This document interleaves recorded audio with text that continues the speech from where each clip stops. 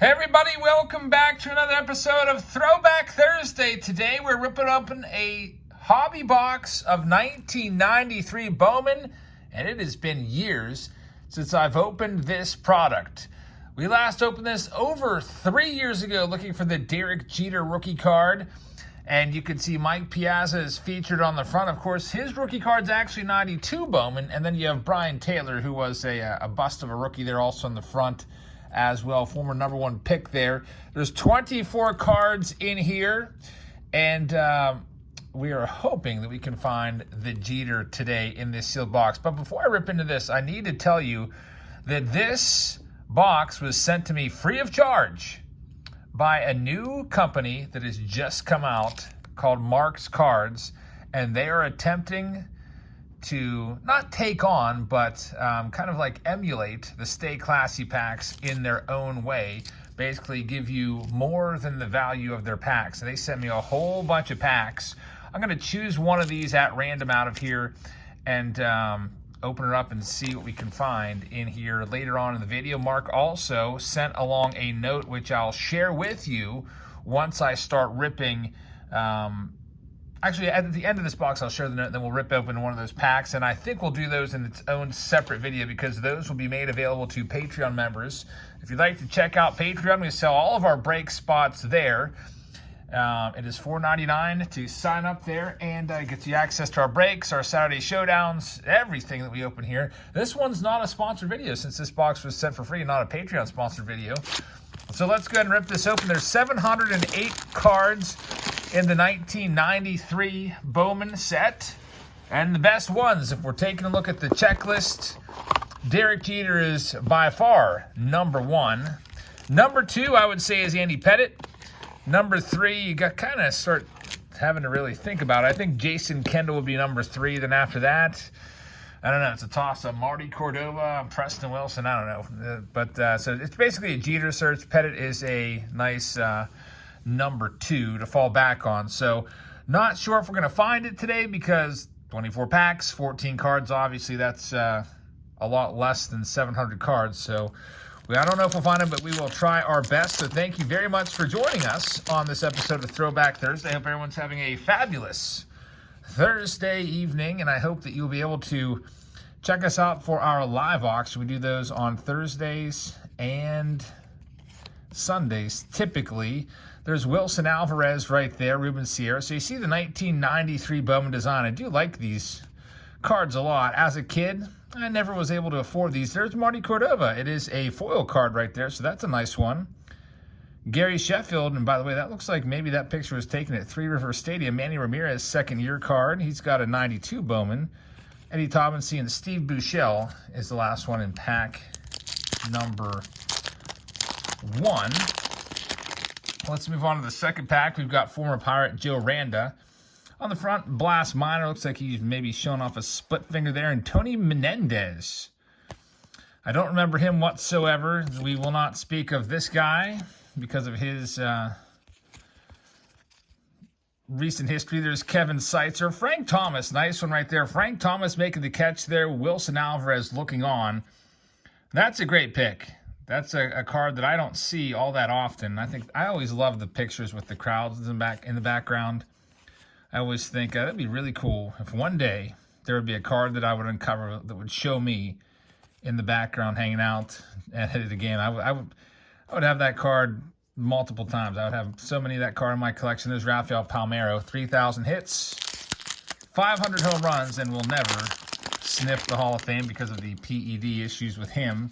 Here's Paul O'Neill. O'Neill Cruz is named after Paul O'Neill. His dad was a big fan of Paul, so Paul O'Neill got his number retired this past year, so that's kind of awesome out there at Monument Park. Charlie Hayes, father of Key Brian Hayes, and also caught the last out of the 1996 World Series Championship. We'll have to see who wins it this year. It'll be a very interesting World Series.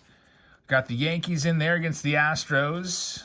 That's a series that a lot of us are following pretty closely with the history between those two teams. They have faced off now in 2017, 2019, and now yet again. And of course, there's no love lost between those teams, especially with the whole 2017 cheating saga where, Altuve hit that walk-off series-winning home run off of Chapman, and it looked like he knew it was coming. And there was a lot of, speculation that maybe he was wearing a wire or something like that because he didn't want to have his shirt ripped off at home plate. There's Sammy Sosa, the slugger. By the way, if you're wondering what the backs of these cards look like, pretty cool, I think. Gives you a little stat blurb, a little paragraph, line of recent stats, and a nice color photo. And then, of course, we've got the Phillies and the Padres, two underdogs battling it out. Should be interesting. It is conceivable that I could possibly get to a World Series game in Philadelphia if all the if the moons align, or whatever the saying is. There's Tim Salmon. Everybody was all about Tim Salmon back in the day. I was looking over the checklist for 1993 Bowman, and there's a ton of, you guys know, Bowman is like the rookie release. There's a ton of rookies in it, and a lot of these guys just either did not turn out, or I was like, who the heck is that? So that's the way it goes with rookie cards. I wonder what percent of rookie cards are actual busts, or rookies in general. It's a high number. There's Trevor Hoffman. That's a nice one right there. He has a 93 Topps rookie card, but his actual first Bowman is 1992 in his Cincinnati Reds uniform. I always used to really like the Florida Marlins and Colorado Rockies cards. I thought those were so cool when baseball expanded. It was like, it blew my mind that there was going to be two new teams that had never played before ever. So when Topps Series 2 came out in 93, I was buying those packs like crazy. There's Bo Jackson near the kind of near the end of his career. We also got Nolan Ryan coming up, which is going to be awesome. There he is, Nolan Ryan, the Ryan Express. That's a great card right there. Definitely, I'm going to take that one and put that one aside. Joe Carter, hero of the 1993 World Series. We got Mike Matthews and Aaron Seeley. Aaron Seeley used to be my brother's favorite player for a while. And there he is, Brian Taylor. Oh man, everyone was all about Brian Taylor back in the day. Fastball in the upper 90s, but then messed up his shoulder. I think it was in a bar fight.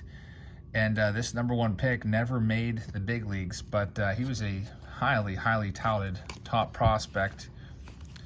Right along the side, like everyone was super pumped for Wander Franco this past year. It didn't really work out for Wander Franco, but everyone was super pumped for Brian Taylor back in 92. If you don't believe me, just go buy a Beckett from early 92 and check out his prices. There's Cal Ripken Jr., awesome card right there. He was my favorite player for a while there growing up.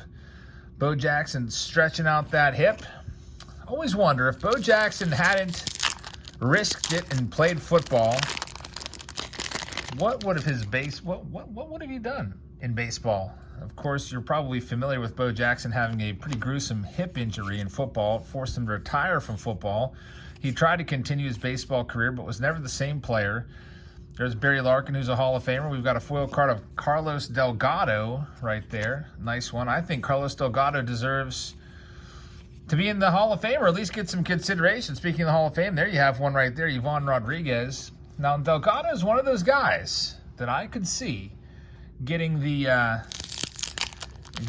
the Tony Oliva treatment, or Jim Cott, or Ted Simmons. One of these guys that could get in down the road. Had a ton of home runs, and a lot of those from the catching position. But for whatever reason, just did not get 5% of the vote and fell off the ballot. There's Steve Carsey, who was a prospect for a little while. Pedro Borbon. We got Bubba Smith. Still no Derek Jeter. There's Mike Hampton, who probably could have been a pretty decent hitter. Mike Hampton could really swing the bat, even though he was a pitcher. I know he really liked hitting in Colorado when he signed that contract. All right. Next pack up. Let's see if there's anything notable in here. We've got a Hall of Famer sighting. It's a Harold Baines. I always considered that card to be a common when I was growing up. Graham Lloyd, the Australian. Turk Wendell. Every time I see Turk Wendell, I think of him brushing his teeth in the dugout between innings like a big weirdo and doing that giant skip over the foul line. He was a very superstitious and colorful character, and actually, that's a good thing. You need players like that to spice things up in the big leagues, make things a little more interesting. Next, we've got Kirby Puckett, Hall of Famer Kirby Puckett right there. He only played a couple more seasons after that. He got drilled in the face right in the eye by Dennis Martinez, El Presidente. I think in like 95, that was pretty much it for Puckett. I think he may have developed a glaucoma. I can't remember. I don't think it was related to that fastball. Maybe it was. I think it may have left him blind in one eye. I'll have to go back and brush up on my Kirby Puckett history, but definitely was one of the greatest players of the 80s and early 90s. Hall of Famer Kirby Puckett.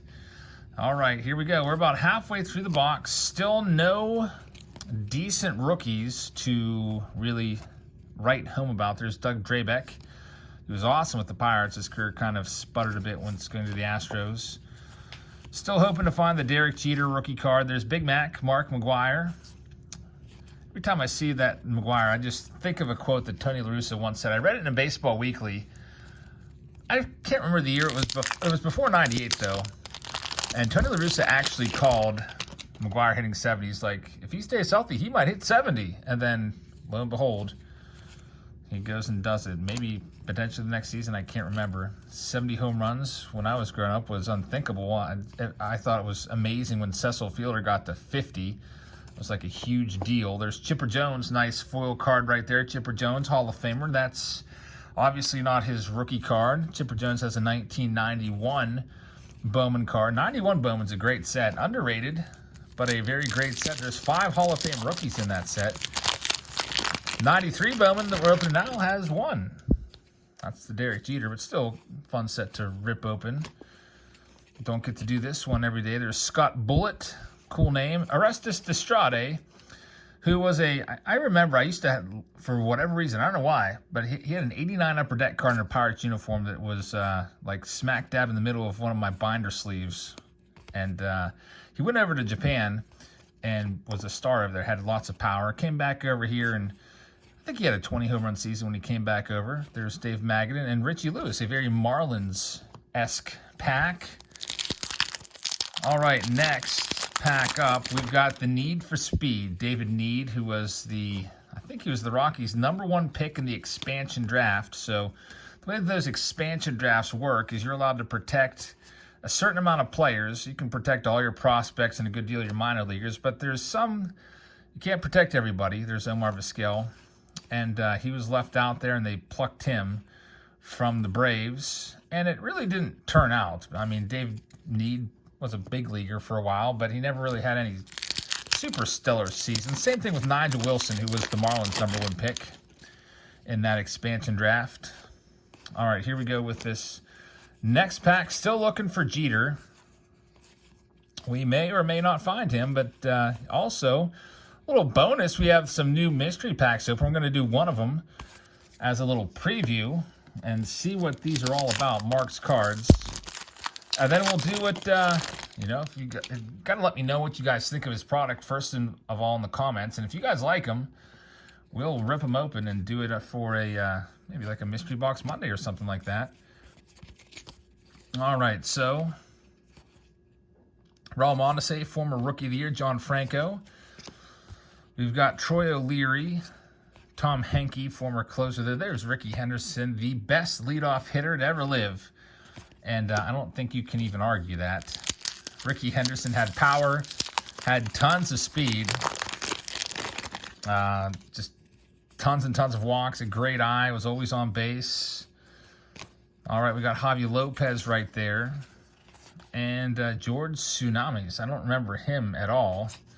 Tony Tarasco. Anytime I see Tony Tarasco, I think of, what was his name out there? 95 or 96? World Series with Jeter hitting that home run. Was it, what was his name? I want to say Jeffrey Mayer, but that might be wrong.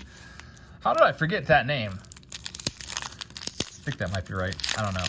All right, anyway, next pack. Tarasco was the outfielder, had the ball snatched right out of his glove, basically. He was about ready to make a catch, and the little 12-year-old stuck his glove out over and caught it and was ruled a home run. And there it is! Speaking of Jeter, there's Derek Jeter, the 1993 rookie card. Very nice right there. So there it is, folks. We got the card we were after. The box started out slow, but there is Jeter's rookie card. Here's the back of it. You can see a very happy Derek Jeter says, and let's read the back.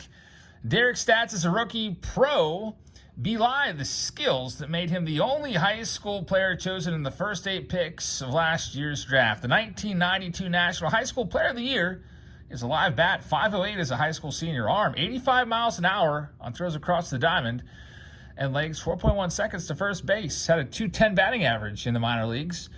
But as you know, sometimes players bloom a little bit later, and Derek Jeter is he's one of the names that's never going to be forgotten. He's one of the all-time greats.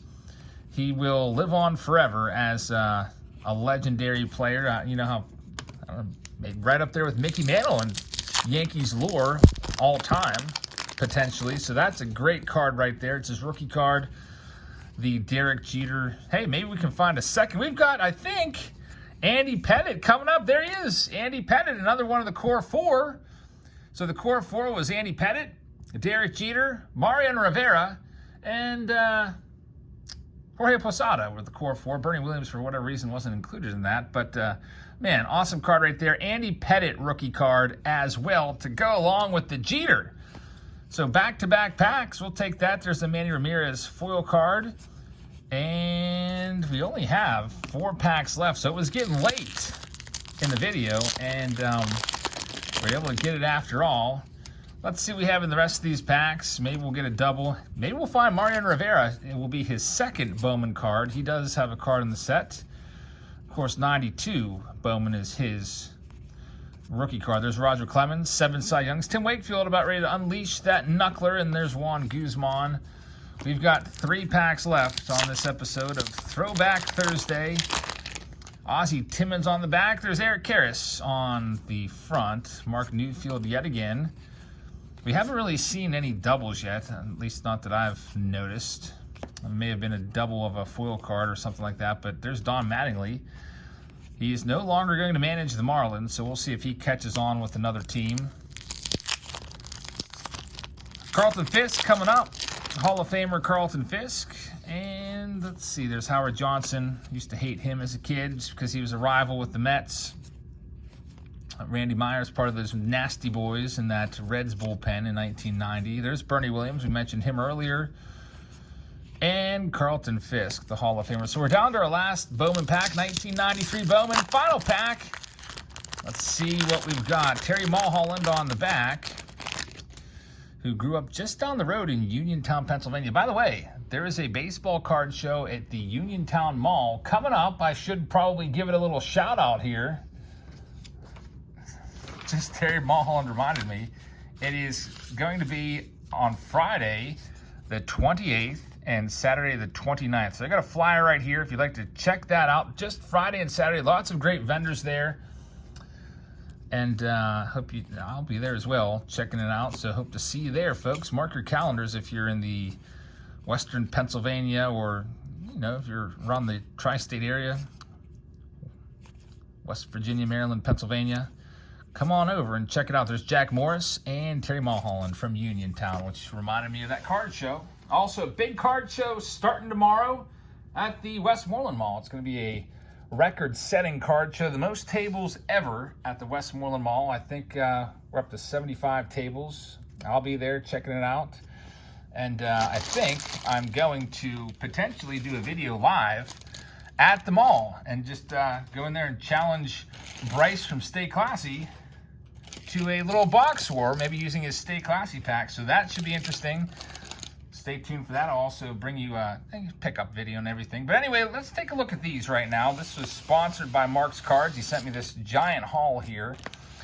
It says, first of all, I want to thank you for everything you do. Like so many other people, I found your channel after years of being out of the hobby, and I was drawn in. It didn't take long for me to become a Patreon member, and I started entering your breaks and auctions. Not only are the Saturday Showdowns great theater and exciting, but I've been fortunate enough to win 5 times now. After seeing so many products represented on your channel, I decided it was time to start packaging up some of these cards, along with some from my PC, and start creating packs of my own, and today's the first round.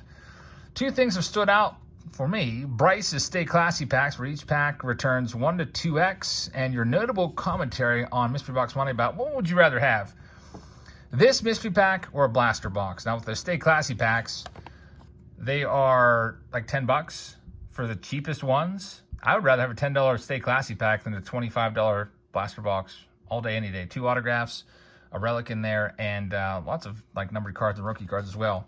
So he goes on to say, so I ventured into my collection to create a pack that I thought everyone on the channel would want. So he made up 26 packs. One of them we can open right now. The other 25, we can do a video on it.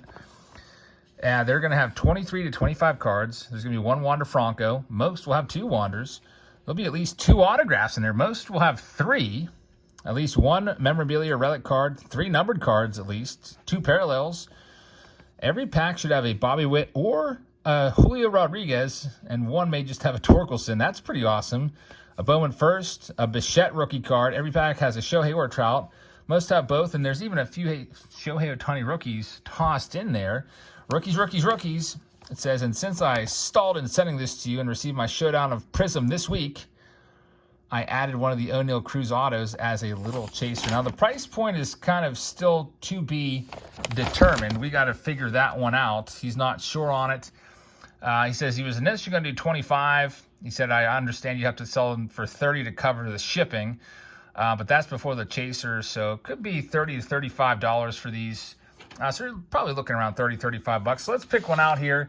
We have, usually what I would do is, if I was picking these out of the cards, it looks like the Wanderers are going to be the face card on almost all these packs. So I would try to find one that I thought was having a nice secondary. Let's just do this one. Kevin Pillar on the back. It's a purple. All right, so let's see what we have from Mark's card. This is going to be a little preview of this. Approximately $30 pack. Could be $35, depending on what Mark decides to eventually have it go for. There's Wander Franco on the back. So we're going to have 2 Wander Francos in here. There's a Juan Soto Chrome Black card. That's a nice one. We have our first autograph. It's going to be a Dylan Smith auto. He was I think a 3rd round pick, actually, beginning of the 3rd round, 2021. The reason I think that is because he's card number 74, and they are numbered in the order in which they're drafted. So 74th overall pick would put him near the top of the 3rd round. There's Shohei Ohtani, nice hollow orange, I think that's called. We got a Marvels card of Mookie Betts, numbered out of 999. Gunnar Hoglund's a very, very nice prospect. Taylor Jones, numbered out of 250. It's a purple. Carson Williams. We've got Sammy Infante out of just 10. So a 2nd autograph right there. This one is from 2021 Panini Prism draft picks as well. So 2 autographs. There's the Bobby Witt. He said every pack's going to have a Witt or a J-Rod. We've got a Geraldo Perdomo out of 125. How about this? Spencer Strider. Awesome card right there.